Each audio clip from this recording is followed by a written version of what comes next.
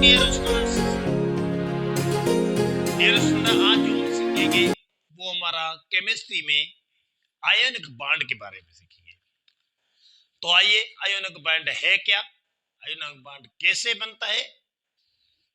Dear student, कहता है कि an atom losses electrons and changes into positive ion cation when another gains electron and changes into negative ion anion। इसमें क्या होता है, एक एटम अपना इलेक्ट्रॉन लॉस करके, अपना खोकर या अपना पॉजिटिव आयन बनाता है, तो दूसरा इलेक्ट्रॉन लेकर गेन कर कर वो अपना नेगेटिव आयन बनाता है। These cation and A9 have opposite changes, they they attract one another by electrostatic force of attraction। ये फोर्स ऑफ अट्रैक्शन के इलेक्ट्रोस्टैटिक फोर्स की वजह से ये जो है अट्रैक्ट करते हैं एक दूसरे को, और this is called the electrovalent bond. इसी को हम इलेक्ट्रोवैलेंट बॉन्ड कहते हैं। Ionic bond is formed between the atoms of two different groups, metal and non-metal। Ionic bond दो मुख्तलिफ ग्रुप मेटल और नॉन मेटल के दरमियान, एटमों के दरमियान बनता है। These are called the ionic compounds। इन्हें हम आयोनिक कंपाउंड कहते हैं। आइए अब हम सीखते हैं reaction between sodium and chlorine.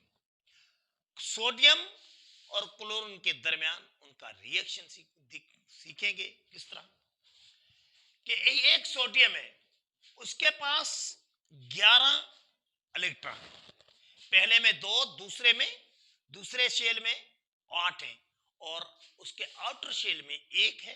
तो यह क्या करेगा, एक इलेक्ट्रॉन देकर यह सोडियम आयन बना देता है, एक इलेक्ट्रॉन खोता है। और क्लोरीन जिसके पास 17 इलेक्ट्रॉन है, पहले में 2, दूसरे में 8 और तीसरे जो उसका आउटर शेल है उसमें 7 होते हैं।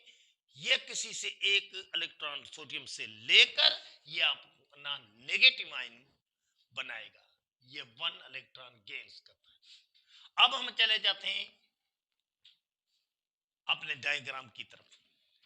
यहां पे एक ये सोडियम है, सोडियम के पास टोटल 11 है, पहले में 2 इलेक्ट्रॉन, दूसरे ऑर्बिट में ये 8 इलेक्ट्रॉन, 2 और 8 ये 10 हो जाएंगे, और इसके आउटर शेल के अंदर ये 1 होता है। ये क्या करेगा, यहां से एक इलेक्ट्रॉन खोकर क्लोरीन को देगा। क्लोरीन के पास 17 इलेक्ट्रॉन है, पहले में 2, दूसरे में 8 और तीसरा इसका आउटर शेल है उसके अंदर 7 होंगे। तो ये क्या करेगा, सोडियम से एक इलेक्ट्रॉन गेन करके वो अपना नेगेटिव आयन बनाएगा। किस तरह, ये देखो सोडियम के पास आउटर शेल में 1 था जो उसने लॉस किया, ना किसी को दे दिया, देने से इसके 2 ऑर्बिट कंप्लीट हो गए। अब क्लोरीन क्या करेगा, क्लोरीन के पास 17 तो थे, उसके आउटर शेल में 7 इलेक्ट्रॉन्स थे। कितने थे, 7 इलेक्ट्रॉन थे। वो क्या करेगा, एक इलेक्ट्रॉन सोडियम से गेन करेगा, उससे लेगा, लेने से इसका आउटर शेल भी 8 का बन जाएगा। तो ये इसका क्लोरीन का भी आखिरी का जो है ऑर्बिट वो कंप्लीट हो जाएगा। ये एक किसी से लेकर अपना एनाइन बनाता है, नेगेटिव आयन बना लेता है।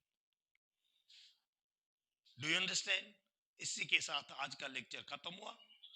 सर तक जी को मालाने को इजाजत दीजिएगा, फिर मिलेंगे। अगर आपको ये अच्छा लगे तो इसको सब्सक्राइब करें, लाइक करें, शेयर करें, फिर मिलेंगे। Thanks for watching, good bye.